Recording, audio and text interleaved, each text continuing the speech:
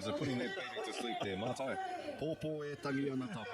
Akati, we are moments away from our first group, Te Hekinga Ārangi, taking to the stage. As I said earlier, first timers to Te Matatini finals, led by Dan and Hiria Vaka. Yep, and based in Tāpiti Marae and representing Ngā Hapu Katoa o Te Arawa, so all of the Tribal Confederation of Te Arawa, which is based in the Rotorua region as well as Maketu and right across to Taupo Nui Aotea. So we're looking at the central North Island here. So here come the leaders now, Dan and Hiria Vaka. Let's take you all to the stage now for the first group of Grand Finals Day 2023 Te Matatini Matangirua e te iwi anei a Te Hekinga Ārangi.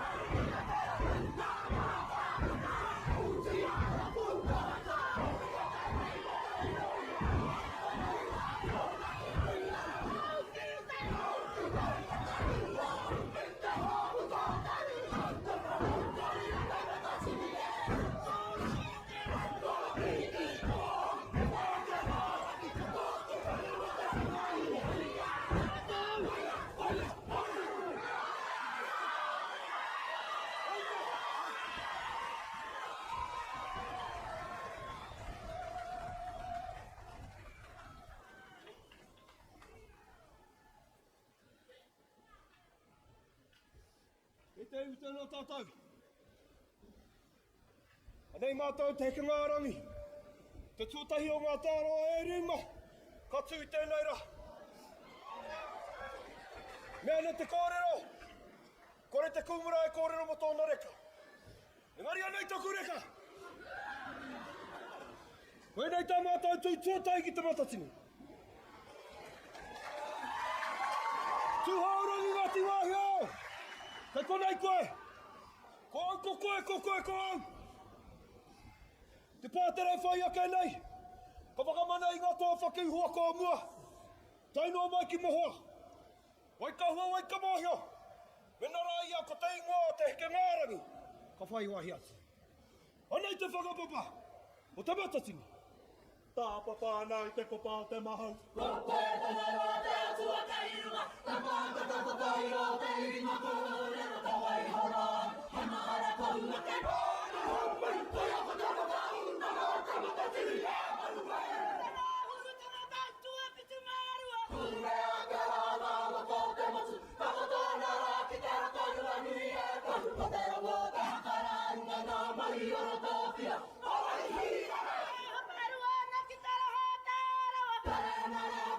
Koho te kai mai, koe ai te wakairangi. Koe wai hea kora kau o pēr pēr tiki te whanare. Tēnā parawa, ko te iwi hawa te wahaika ki te puna tinira. Koe ro pūmanu te kiri. Kūrana nui a kiwa. Kaho atue, mate ana te ngākau ki te kaika. Ko te pura maha ki tūana rai kau e tapu. Ko te kaparina lea. Kei atu rā ki te whanganui a kora tirohi aru kawa kaua. Riko ti ai koniru tāka tahi te koki mokoro a kuke. O wai hīrere! Ka mahuru tangata tuawaru! Ka tae atu te kumanu ki tā maki makauro. Ki te tumu a te hana ki te wakau e tapu katere te mana wai te maka.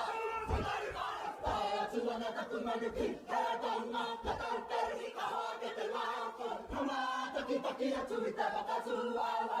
Whanari walahi! Wana atu atu ngā waka ki tā wai paunahu. Walahi a mai ki te hautanga wakaha i te mana wāre. Una waka hui a hoki ki te toiko pera ki te tolkonga are pai. Hira te karuranga tira ki a te kanapu i te rangi. Wai hui rea! Te mahuru tangata atu aiwa. Tarapa ki te wakare ki wai. Tani rāri a ko te papa te mokatanga tiri tiki a hāpai. Tūra te mana pēori mutu ake.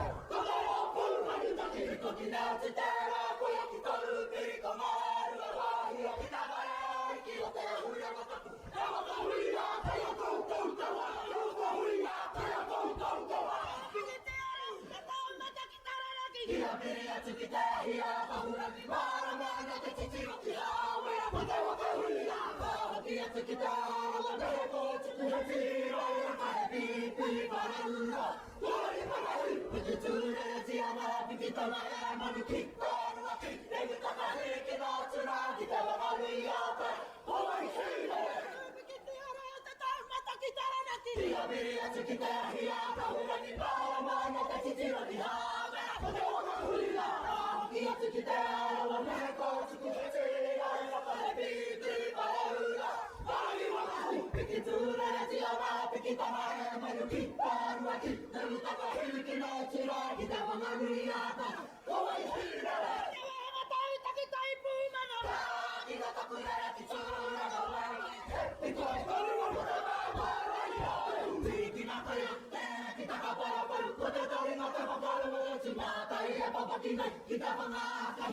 O ai hei e hea, whakataki te toparahi, ki te tāpera nui o pātaka. Kāwaru, hāparu, wai tari tia ki raki tāre nui ai.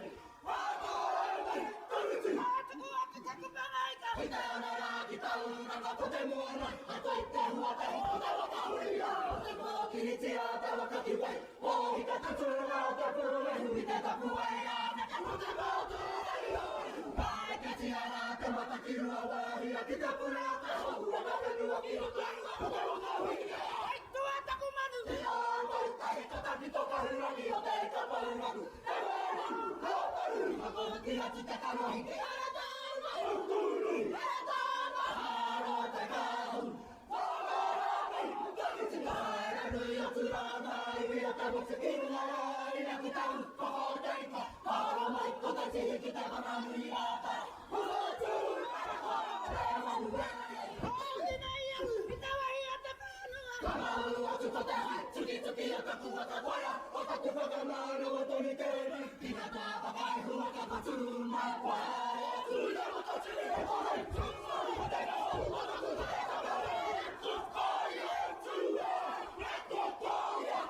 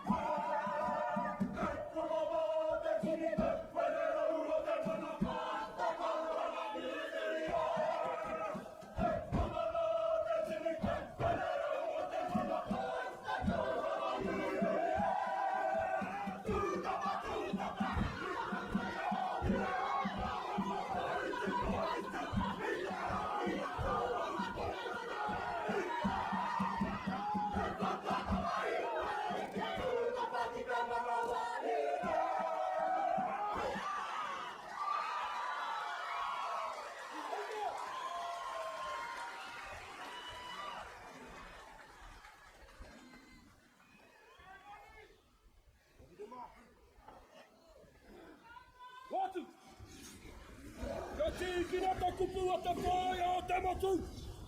Afina!